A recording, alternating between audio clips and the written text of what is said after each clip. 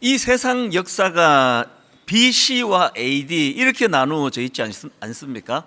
근데 이 BC는 무슨 약자인가 하면은 Before Christ, 그러니까 예수님께서 이 땅에 오시기 이전, 이걸 이제 BC라고 그렇게 표현하고 있고요. 그리고 이제 AD는 이게 라틴어입니다. Anno Domini. 그래서 이제 우리말로 하면은 예수님께서 이 땅에 오신 이후, 그래서 이제 제가 어릴 때 보면은 1985년이다 그러면 주후 1985년이다. 그렇게 그 교회만이 아니고 그 일반적으로도 이제 그렇게 사용하는 것을 제가 기억을 하고 있는데요. 사실 이게 이 세상 역사가 예수님을 중심으로 그분이 오시기 이전 그리고 그분이 오신 이후로 나누어지는 이게 참 저는 너무 감사하고 또 목회자니까 이게 참 의미가 있다는 생각을 합니다. 이렇게 그 세상 역사가 BC와 AD로 구분되고 있는데요. 이렇게 구분되는 건 이 세상 역사만이 아닙니다.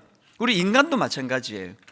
영원히 BC의 삶을 Before Christ의 삶을 사는 분이 계시고요. 또 오늘 그 예배 드리는 또 많은 초대교회 온 분들이 그러기를 원하는데 인생이 BC 그리고 AD 이렇게 구분되는 인생들이 참 많습니다. 뭐 저 자신도요. 저를 돌아보면은 제가 목사 아들이고 모태신앙이지만 제가 예수 그리스도를 인격적으로 제가 경험하고 그분의 영향을 받아가던 그 순간들을 생각하면 그 이전은 교회를 다니고 분명히 예수 믿었지만 BC적인 삶을 제가 살았던 것 같아요. 그리고는 그 이후에 제가 이제 AD 아노 도민이라고 하는 예수 그리스도가 오신 이후 그분이 내 인생에 찾아오시고 내 인생에 개입하신 이후 그 이후의 삶은 뭐 이전하고는 뭐 비교하는 것 자체가 이게 잘 안 될 정도로 완전히 다른 그런 삶을 제가 살아가고 있는 것 같습니다. 성경에 나오는 수많은 인물들도 마찬가지입니다. 오늘 이 본문을 기록한 사도 요한은 말할 것도 없고 여러분이 아시는 그 사도 바울 그리고 또 뭐 베드로 수많은 예수님의 제자들 전부가 다 BC와 AD로 그분의 삶이 구분된다는 사실입니다. 그럼 어떻게 구분이 되느냐? 그 빌립보서에 보면은요, 사도 바울이 예수님을 만나기 이전에 자기 인생을 BC로 이렇게 묘사하고 그리고 예수님을 만난 이후에 AD의 삶을 또 저렇게 묘사하는 그런 내용이 빌립보서 3장에 나옵니다. 바울이 이제 예수님 만나기 이전에 BC의 삶을 이렇게 묘사합니다. 빌립보서 3장 4절. 그러나 나도 육체를 신뢰할 만하며, 이 한마디가요, 바울의 예수님 만나기 이전을 압축한 엑기스입니다. 자기의 육체를 신뢰하던. 그래서 이 점 들어보십시오. 그러나 나도 육체를 신뢰할 만하며 만일 누구든지 다른 이가 육체를 신뢰할 것이 있는 줄로 생각하면 나는 더욱 그러하리니 나는 8일 만에 할례를 받고 이스라엘 족속이요 베냐민 지파요 히브리인 중에 히브리인이요 율법으로는 바리새인이요 열심으로는 교회를 박해하고 율법의 의로는 흠이 없는 자라. 실제적으로 사도 바울은 그 당시 사회에서 굉장한 엘리트였습니다. 참 그 부유한 집안에서 자랐고 유대인인데도 불구하고 그는 로마 시민권자였고요. 또 사회에서 뛰어난 능력자라고 인정을 받고 지도자 위치에 있었는데 당대 최고의 학자라고 꼽혔던 가브리엘 선생의 문화생, 그러니까 요즘으로 치면 나 서울대 나왔어, 난 서울대 수석으로 나는 들어간 사람이야. 이게 이 사도 바울이 가지는 육체를 신뢰할 만함이에요, 자기 자신에 대하여. 그런데 지금 BC의 자기 삶을 소개할 때 엄청난 그런 대단한 것들을 피력하는 건 자기를 자랑하려고 하는 게 아니라 그 다음에 이 말을 강조하려고 이거를 언급한 거예요. 이게 BC의 삶인데 이제 그리고는 그 다음 7절에 보면은 이제 그 AD 예수님을 만난 이후에 자기 삶을 묘사하는데 7절이 그러나 이렇게 시작합니다. 여기 나오는 이 그러나라는 접속사는요, 방금 앞에서 자기가 소개했던 엄청난 그런 지식인이고 또 학자고 그리고 또 엘리트고 이런 모든 소개하는 모든 걸 한 번에 허물어뜨리는 차원에서의 그러나예요. 그러나 무엇이든지 내게 유익하던 것을 내가 그리스도를 위하여 다 해로 여길 뿐더러 또한 모든 것을 해로 여김은 내 주 그리스도 예수를 아는 지식이 가장 고상하기 때문이라. 내가 그를 위하여 모든 것을 잃어버리고 배설물로 여김은 그리스도를 얻고 그의 BC와 AD의 삶을 확연하게 드러낼 수가 있거든요. 그러니까 예수님 만나기 이전에 그의 BC의 삶은 자기를 드러낸, 자기를 자부하던, 그러니까 자기 육체를 신뢰하는, 내가 갖고 있는 직장, 또 내가 누리고 있는 여러 가지 사회적인 어떤 지위, 그리고 이제 벌어놓은 돈, 집 문서, 통장에 있는 돈, 그러니까 이런 것들을 의지하던 삶이었다면 그가 예수 그리스도를 만난 AD의 삶이 그러니까 예수 믿는다는 건요, 그 앞에 내가 추구하던, 그 앞에 내가 자랑하던, 그 앞에 내가 관심을 갖던 이 모든 것들이 다 흐트러지는 것으로 시작되는 게 예수를 제대로 믿는 거라고 생각합니다. 근데 저는 이 빌립보서에서 사도 바울이 이제 자기의 BC와 AD의 삶을 설명하는 거기에서 어떤 단어 하나가 제 마음에 꽂혀 있는데요, 그게 헬라어로 후테렉소라는 단어입니다. 바울이 지금 후테렉소라는 단어를 어디에다 쓰는가 하면 8절을 보십시오.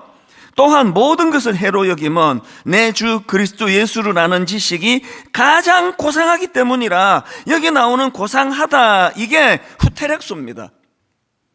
이 단어는요, 합성어인데요, 휘페르라는 단어하고 엑소라는 단어의 합성어인데, 이 휘페르라는 단어는 그 이상, 또 그 너머, 이런 뜻을 가진 단어고, 엑소, 이 단어는 소유하다, 가지다, 이런 뜻을 가진 단어예요. 그래서 그 당시 사람들이 이제 하나님을 모르는 상황이니까요, 그들이 썼던 후테렉소는 인간의 노력이나 연습으로 가질 수 있는 최상의 상태. 어떤 게 있을까요? 여러분이 이제 어떤 명문대학을 들어가게 될 때, 그리고 또 좋은데 취직을 하게 될 때, 그리고 너무너무 사모하던 어떤 배우자를 만나 결혼하게 될 때, 그때 쓰여지는 단어가 후테렉소, 이런 단어 아니겠습니까? 내 노력으로, 내 수고로, 그리고 내가 애써서 가질 수 있는 최상의 상태, 이게 그 당시에 통용되던 후테렉소라는 단어인데요, 사도 바울은 놀랍게도 그 단어를 영적으로 갖고 와서 영적으로 사용합니다.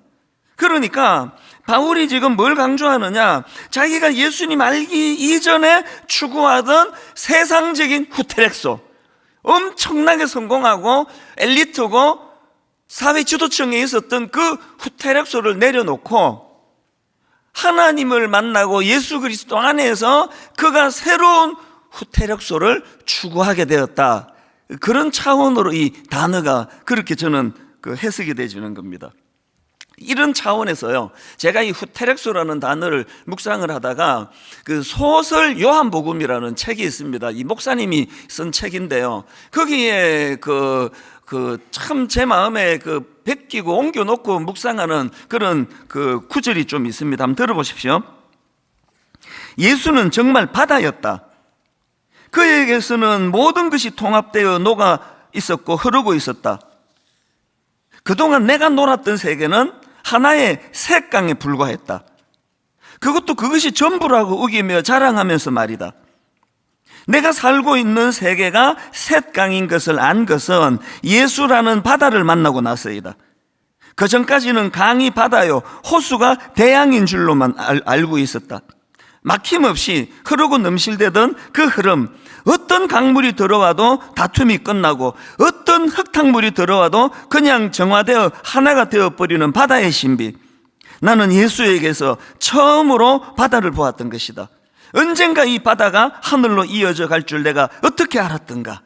이게 굉장히 저에게 많은 의미를 가지고 또 저를 도전하게 만들었습니다. 자기가 예수 알기 전에 그 샛강을 바다로 알고 있었다는 거예요. 그 코딱지만한 작은 호수가 이게 대학인 줄 알았다는 거예요. 이게 너무너무 의미 있는 이야기 아닙니까? 그 고3 입시생들을 보면은 그 대학 입시가 막 그냥 막 자기 인생의 모든 거라 생각해요. 그래서 입시에 실패하고 막 그 죽는 애도 생기고 그러잖아요. 나이가 이제 이렇게 들어보니까 그 아무것도 아닌 거더라고요. 저도 이제 미국에서 대학 졸업을 위해 가지고 죽을 고생을 하면서 정말 뭐 상상하기 어려운 그런 시간을 보내 가지고 겨우 이제 대학 졸업장을 하나 땄는데요. 지금 와서 돌아보니까 그 신학대학원 입학할 때 서류 낼 때 쓰고 지금까지 한 번도 쓴 적이 없습니다. 아무것도 아니에요. 우리가 예수를 안다는 건요, 지금까지 내가 이 색강을 바다로 알고 있던, 아무것도 아닌데 인생 전부를 걸고 있던 이게 참 어리석다는 걸 깨닫게 되는 겁니다. 제가 결혼 딱 30주년이 됐는데요, 요즘에 와서 신혼 때를 많이 제가 돌아보면 마음이 아파요. 그 결혼하고 한 3, 4년 어간까지 아무것도 아닌 이런 걸 가지고 그렇게 그 문제 삼고 그것 갖고 싸우고, 또 그쪽도 마찬가지고. 지금 생각하면 뭐 이러면 어떻고 저러면 어떻습니까? 아니 뭐 치아 가운데로 푹 짜면 어떻습니까? 틈날 때마다 끝에서부터 해주면 되더라고요. 막 그냥 그 너무너무 좋은 배우자를 주셨는데 아무것도 아닌 그 색강이 이게 바다인 줄 알고 이것 갖고 미워하고 분노하고 다투고, 그래서 제가 예수 그리스도를 제대로 믿고 가정이 달라졌어요. 지금 뭐 거의 다툼이 없습니다. 뭐 이러면 허허 저러면 허허, 뭐 치약 뭐 알아서 짜라. 그리고 한 번씩 이제 쭉 이렇게 해주면 금방 또 되더라고요. 이제 예를 그렇게 든 거지만요, 우리가 예수를 만난다는 건요, 그저 이 땅이 전부인 줄 알고 그저 남의 눈에 피눈물 흘려가면서도 막 집착하고, 왜? 한 번뿐인 인생이 그런 그 이상한 소리를 하잖아요. 그 젊은 우리 청년들 뭐 이번 생은 망했다 그런 말 절대 못하게 해요. 이번 생은 망했다 이런 소리 하지 마라. 그 색강이다, 이 표현으로 빗대 갖고 설명을 드리자면요, 그게 참 여유로워가지고, 저는 원래가 그 성격적으로 굉장히 급하고 또 막 욱하는 성격이 있고 다혈질이고, 참 몰고 가다가 30대는 막 누가 그냥 확 끼어들고 그러면 막 끝까지 따라가서 보복해야 직성이 풀리는 성격이었는데요, 색강으로 살 때 제가 그랬습니다. 요즘에는 제가 저를 돌아봐도 믿겨지지 않을 만큼 마음에 여유가 생겨요. 그래서 뭐 누가 끼어들면 아이고 참 되게 급한가 보네, 바쁜가 보네, 늦지 않고 가시기를 축복합니다, 이런 이상한 말도 막 하고요. 아니 비꼬는 게 아니라 마음에서 축복이 나와요. 얼마나 급하면 저렇게 싸가지 없이 막 끼어들고 그러겠냐고요. 그게 색강이 바다인 줄 알고 살아가는 수많은 사람들이 인생을 너무 쓰잘데없는데 허비하고 사는 거예요. 그 막 누구를 미워하고 분노하고 그 돌아보면은요, 참 그 제가 요즘은 아내하고 저하고요 서로가 막 노래를 불러요. 우리는 신혼 때보다 지금이 훨씬 좋아요. 제 아내에게도 믿음이 깊어가고 저에게도 믿음이 더 깊어지고 하니까 너무너무 그런 사소한 일에 그렇게 신경 쓰지 않고, 자다가 일어나도 이런 배우자를 주신 하나님께 너무 감사가 나오고, 하나님 앞에 서로 축복하고 같이 꿈을 꾸고, 이게 후테렉소예요. 인간의 후테렉소. 내가 노력하고 내가 집착하고 내가 몸부림쳐서 얻을 수 있는 최상의 것. 바울이 그걸 BC를 갖고 피력했다면 그가 그거를 내려놓고 예수 그리스도를 만난 이후로 인간의 한계를 뛰어넘는 하나님의 후테렉소, 절대로 우리가 죽었다 깨어나도 도달할 수 없는 그 하나님의 후테렉소를 예수 그리스도를 통해서 우리가 얻게 되었다. 이걸 지금 바울이 피력하고 있는 거거든요.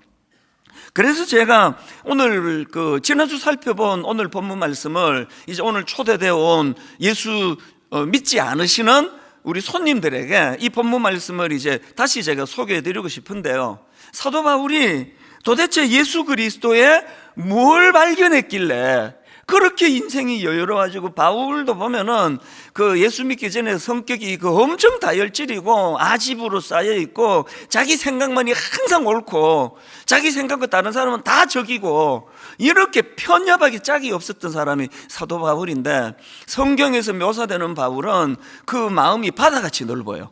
얼마나 포용력이 깊고 넓고, 그런 바울을 보면서 이게 그 예수 믿는 사람의 모습이구나. 그럼 사도 바울은 어떤 예수님을 만났길래 그런 후테렉소를, 단어를 바꾸어 가면서 그렇게 기쁨을 노래하는가. 그게 지난주 우리가 살펴봤던 요한복음 1장 4절 5절에서 그 예수님의 제자 요한이 발견했던 그 두 가지랑 똑같은 거더라고요. 자, 요한복음 1장 4절 5절입니다.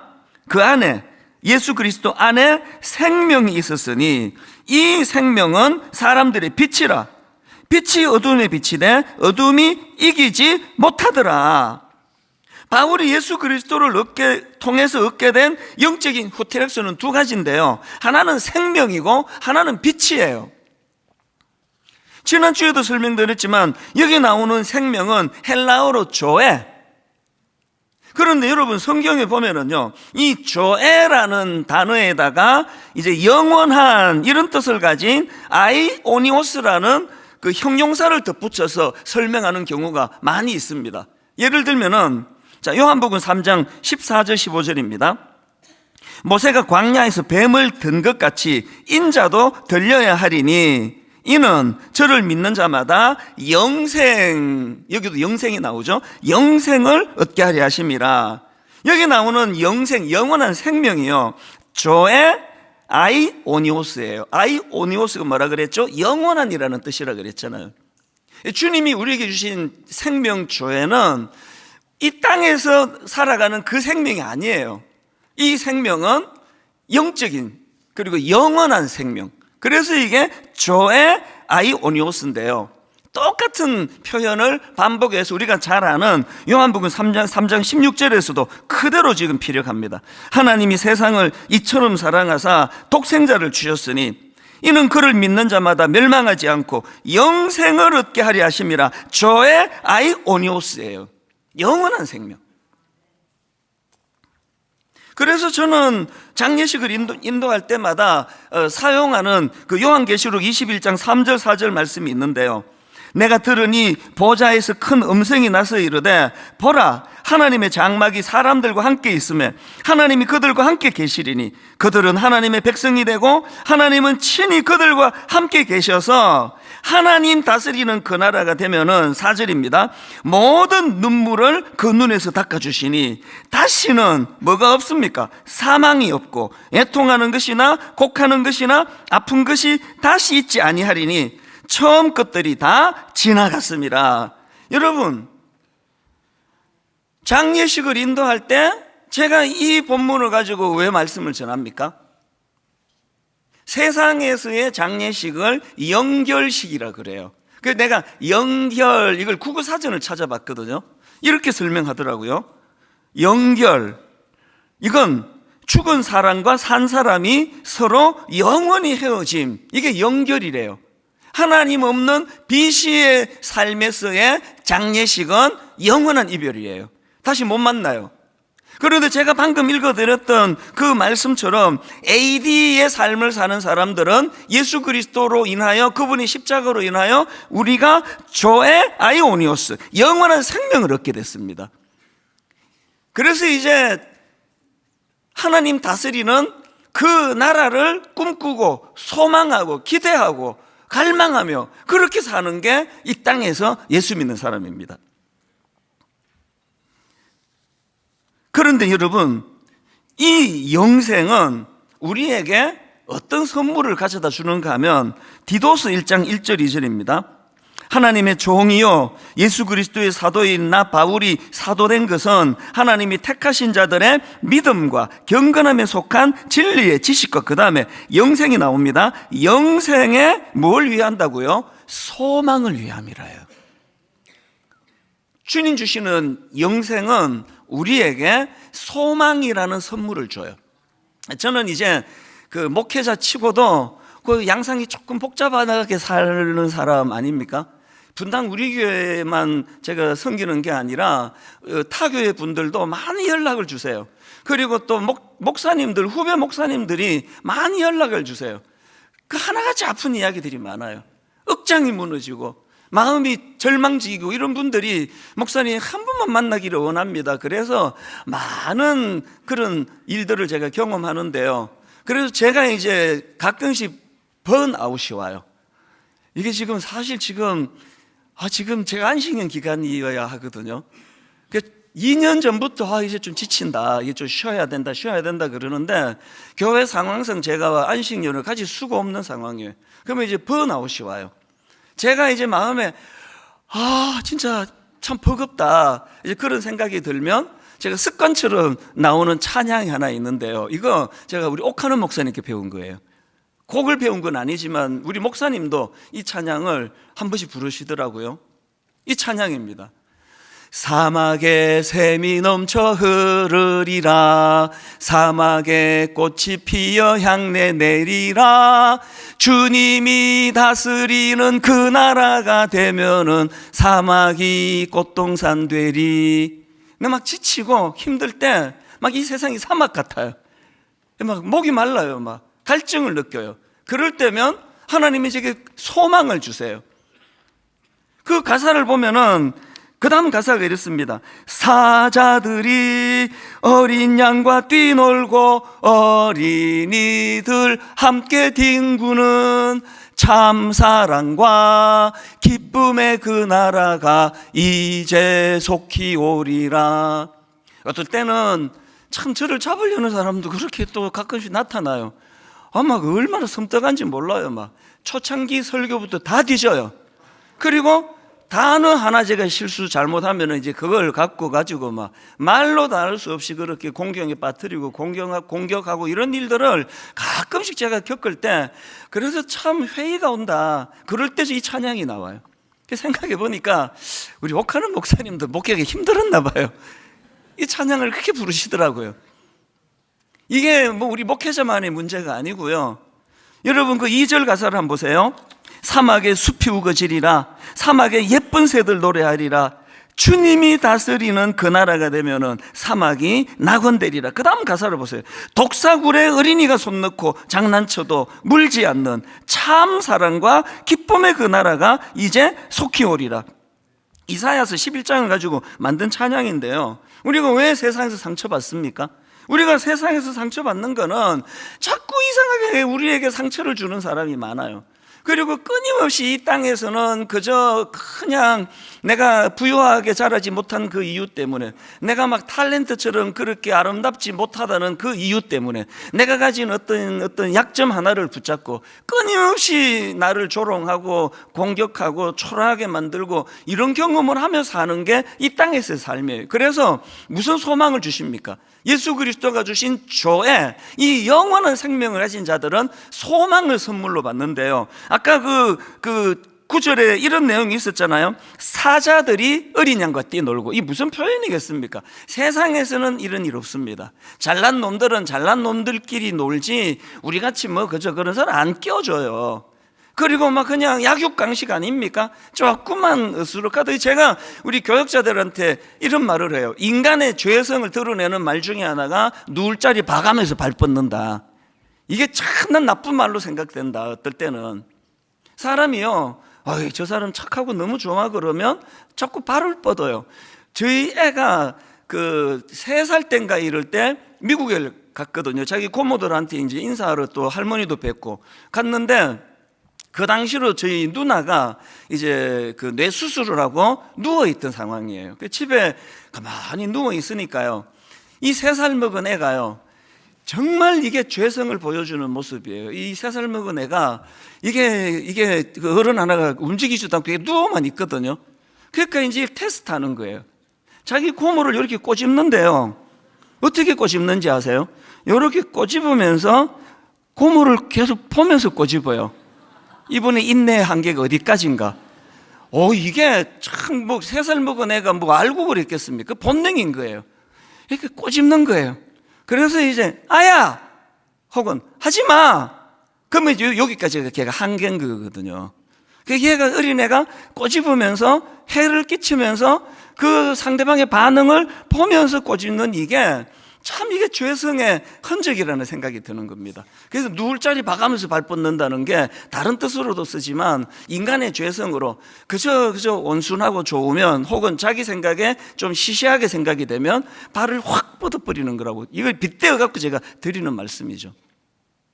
그런데 지금 사자들이 어린 양과 뛰어논대요. 뭘 의미합니까? 세상의 강자가 세상의 초라한 약자들과 힘으로 제압할 수 있는 그 사자가 어린 양을 해를 끼치지 않는 것. 그 다음에 독사굴에 어린애가 손 넣는 것. 뭘 이야기합니까? 아무리 철없는 어린애라 할지라도 함부로 대하지 않고 연약한 자라고 무시하지 않고 해를 끼치지 않고 참 사랑과 기쁨의 그 나라가 이제 속히 오리라. 제가 이 땅에서 지치고 사람에게 상처받고 힘들 때 그 사람에게 제가 뭐 찾아가서 사과해라고 이런 말 안 해요. 저는 소망을 가지는 거예요. 조회. 하나님, 제가 이 땅에서 사명을 감당하는 과정에서 억울한 일 많이 당하고 모함 많이 당하고 가짜 뉴스 가끔씩 경험하고 하지만 아버지 그런데 연연하지 아니하고 저는 오히려 이 세상이 힘들면 힘들수록 조회, 영원한 하나님 다스리시는 그 나라를 저는 꿈꾸기를 원합니다. 그게 여러분 장례식 때 요한계시록 21장 4절 다시 한번 보십시오. 모든 눈물을 그 눈에서 닦아주시니 다시는 사망이 없고 애통하는 것이나 곡하는 것이나 아픈 것이 다시 있지 아니하리니 처음 것들이 다 지나갔음이로라. 사실 지난 7월 달에 99세 되시는 저희 어머니에게 고비가 오셨어요. 그래서 급하게 새벽에 미국에서 연락이 왔는데 이제는 돌아가실 것 같다. 그래서 그날 전화 끊고 바로 비행기표 예약하고 수의를 챙기고 그래서 이제 미국 갈 준비를 하고 있었는데 그 짧은 그 한낮을 동안 내 생애에 처음 겪어보는 경험을 했어요. 굉장히 복잡한. 그래서 나중에는 이제 기적적으로 또 하나님이 생명을 연장시켜 주셔서 이제 원래로 회복이 되셨는데요. 그 짧은 한낮을 동안에 어머니가 이 땅을 떠나시는구나. 그 말로 다 할 수 없는 슬픔이 오전 내내 내 마음에 물밀듯 슬픔이 밀려왔고요. 놀라운 게 뭔지 아세요? 또 다른 내 마음 한편에서 너무 감사하다, 너무 귀하다. 우리 어머니 드디어 이 땅에서의 사명이 다 끝나시고 이제 주님 품에 안기시는구나, 안식하시는구나. 이것보다 더 감사한 일이 어디 있느냐고. 이 슬픔과 기쁨의 환희가 막 뒤엉켜가지고 내 마음을 뒤덮였던 그 한나절을 저는 잊을 수가 없어요. 조회가 없는 비시의 인생은 후자가 없는 거잖아요. 마냥 슬프기만 한 거잖아요. 못해드린 것만 기억이 나는 거잖아요. 이 소망이에요. 그런데 여러분, 여기서 중요한 한 가지 포인트가 있습니다. 자, 시편 133편 1절부터 3절을 보십시오. 보라, 형제가 연합하여 동거함이 어찌 그리 선하고 아름다운고, 머리에 있는 보배로운 기름이 수염 곧 아론의 수염에 흘러서 그의 옷깃까지 내린 같고, 헐몬의 이슬이 시온의 산들에 내린 같도다. 거기서 여호와께서 복을 명령하시니 곧 영생이로다. 여기도 지금 영생이 나오잖아요. 그런데요, 지금 여기 보면은 하나님 주시는 복이 영생인데 그 복이 얼마나 풍성한가를 2절과 그 앞에 나오는 3절에서 설명하는데요. 어떤 이미지를 쓰는가 보니까 2절에 보니까 그 머리에 있는 보배로운 기름이 수염 곧 아론의 수염이 흘러서, 이 이미지는요, 기름 부음 받은 제사장에게 기름을 붓는 이미지인데, 기름을 그냥 이렇게 감질나게 이렇게 붓는 게 아니라 어떻게 부어요? 머리부터 온 옷을, 몸을 다 흠뻑 젖을 수 있도록 부어주신다는 거예요. 이 이미지를 사용해서 하나님이 주시는 영생의 풍성함이 얼마나 풍부하고 풍성한가를 그렇게 설명하는 거고요. 3절에 보니까 헐몬의 이슬이 나오는데요, 이건 헐몬산이에요. 그 지도를 보면은요, 요단 강줄기 맨 북쪽 윗자락에 엄청나게 우뚝 솟은 그 산이 있는데 그게 헐몬산입니다. 이스라엘은 우기와 근기로 나누는데요, 우기에 비가 막 엄청 막 쏟아지면은 이 헐몬은 마치 스펀지가 머금듯이 비를 머금어요. 엄청난 양의 그런 비를 이 헐몬산이 머금었다가 이제 건기가 되면은 모든 산하가 다 메말라요. 강도 이제 얼마나 열악해져 가겠냐고요. 바로 그 메마른 건기에 헐몬산이 스펀지처럼 머물게 했던 수많은 그 물들을 흘려보내줘요. 이게 3절에서 나오는 헐몬의 이슬이 시온의 산들에 내린 같도다. 뭘 지금 묘사하는 거예요? 하나님의 영생에 풍성하신 은혜가 얼마나 놀랍고 풍성한가를 묘사하고 있는데, 중요한 것은 1절입니다. 이 말씀이 1절과 연결이 되는데 보십시오. 보라, 형제가 연합하여 동거함이 어찌 그리 선하고 아름다운고. 제가 지금 이 말씀을 왜 드리는가 하면은요, 하나님이 주시는 영생의 복, 풍성한 영생의 복이 죽어서 천국 가서만 쓰여지는 게 아니라 바로 형제가 연합하여 동거함, 교회 아닙니까? 우리로 치면 가정 아닙니까? 우리로 치면 그 예수 믿는 사람들의 모임 안에 이 풍성한 하나님 은혜가 부어진다는 거죠. 우리 성도는 지금 다 아시잖아요. 지난 7월 달에 하나님이 뜬금없이, 그때 3주간 미국 가 있는데 홀로 떨어져 지냈는데 계속 하나님이 제 마음에 부담을 주셨어요. 분당 우리 교회 아직 좋은 교회 아니다. 분당 우리 교회 아직 너무 많이 변해야 된다. 뭘 원하시는지를 저는 이 말씀으로 정리가 되는 겁니다. 우리 다락방, 분당 우리가 자랑하는 우리 순장님들과 그 다락방 좋은 건 아는데 하나님은 그걸로 만족하지 말라는 거예요. 그 정도가 아니라는 거예요. 형제가 또 자매가 연합하여 동거하는 그 공동체가 어찌 그리 선하고 아름다운고, 이걸 우리가 만들어내야 된다는 거예요. 여러분, 우리 다락방 문제가 있다는 뜻이 아니에요. 더 큰 꿈을 품자는 거예요. 온 세상에서는 약육강식, 있는 자들만 인기가 있고 있는 자들이 찾아가면 환영하고, 보고 뭐 빼먹을 게 별로 없다 그러면 그냥 사람 취급도 안 하는 이 타락한 세상의 모습이 아니라 그 헐몬의 풍성한 그 피를 스펀지처럼 다 그렇게 빨아들였다가 건기에 모두가 메말라 하는 그 상황에서 풍성하게 그 물을 공급해주는 그 헐몬의 이슬, 이 하나님의 사랑이 풍부하다는데, 이게 죽어서 천국 가서 영생을 얻을 때만이 아니라 이 땅에서도 이게 가능하다는 거거든요. 결론을 맺으면서 며칠 전에 들은 이야기예요. 지난주에 제가 이거를 인용하려다가 시간이 없어서 못 썼는데요, 어떤 예수 처음 믿는 분이 우리 교회를 다니기 시작하셨습니다. 그 어릴 때 교회 몇 번 다녀보고 교회라는 데를 가신 적이 없는데, 이제 이 여성분이 가정에 좀 어려움이 있었나 봐요. 남편으로부터 많은 상처를 받고 아픔을 받고 이제 이래갖고는 내가 못 살겠다 그래서 이분이 이제 이혼하기로 결정을 하고 이제 교회가 또 올려졌대요. 그래서 교회를 왜 찾았냐 하니까 이혼할 때 상처받고 복잡하고 어려운 일 안 생기도록, 그래서 순탄하게 이혼할 수 있도록, 그래서 이제 교회를 찾았는데요, 이분이 이제 수요 예배 와가지고 막 이제 그런 걸 갖고 이제 사모했겠죠. 하나님, 제가 지금 상처받은 것만으로도 충분한데 이혼하는 과정에서 또 아픔을 겪지 않도록, 그런 마음으로 이제 수요 예배를 나오신 것 같아요. 그랬는데요, 그 교구 목사님이 저한테 메일을 보내준 내용을 한번 들어보십시오. 이분이요, 우리 교회 수요 예배에 나와서 이혼 잘하기를 바라는 기도를 하려고 했다가 가정의 회복과 소망에 대한 말씀을 듣고 마음에 감동이 있어서 분당 우리 교회에 등록을 하고 출석을 하게 되었습니다. 새가족부를 마치고 예배를 통해 은혜를 많이 받으셔서 그동안 수없이 복잡했던 마음들이 하나하나 풀려가는 것들을 경험했다고 합니다. 그러면서 이분이 이제 후티렉소가 여유로워지니까 막 아웅다웅하지 않아도 되니까 삶에 여유가 생겼대요. 모든 걸 자기에게만 집중하던 이분이 눈을 들어 주변을 보니까 정말 도와야 될 사람이 너무 많더라는 거예요. 막 장애인들의 그 불편한 모습을 보면서 기도가 나오더니, 이 완전 초신자인데, 그러다가 막 장애인들을 위한 기도를 하다가 문득 왼수처럼 생각했던 그 남편이 불쌍해지기 시작했대요. 이 남편을 위하여 자기가 기도하기 시작한 거죠. 누가 이걸 가르쳐 줬냐고요? 어느 목사님을 만나서 이게 상담을 했냐고요? 수요 예배 와서 풍성한 헐몬산의 이슬 같은 하나님의 은혜를 경험하고 났더니, 그래서 이제 가정의 회복을 꿈꾸면서 그렇게 이제 감동이 되니까 그 교구 목사님이 저한테 이런 내용을 저게 보내줬거든요. 결론을 이렇게 맺기를 원합니다.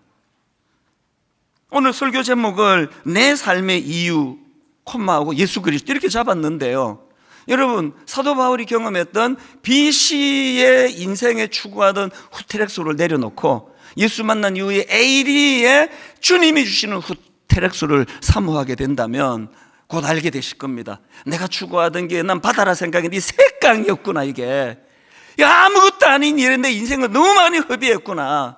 저는 목사로서 주님 주신 이 희로애락의 감정을 쓸데없는 데서 소비할까 봐 부부싸움도 안 해요. 어떨 때 이제 뭐 한 1년에 한 번 뭔가 의견 충돌이 있으면 저는 그 자리 피해버려요. 나가버립니다. 이런데 난 내 아내와 에너지 난 낭비하고 싶지 않아요.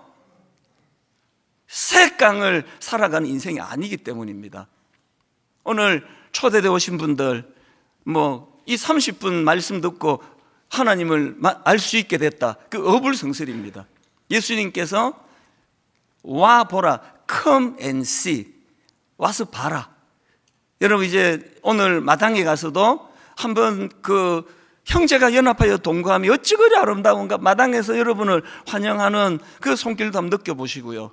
다음 주일, 또 그 다음 주일 조금씩 하나님의 사랑을 알아간다면 여러분의 인생도 진짜 바다 같은 예수 그리스도, 그분의 생명을 소유하게 될 줄로 믿습니다.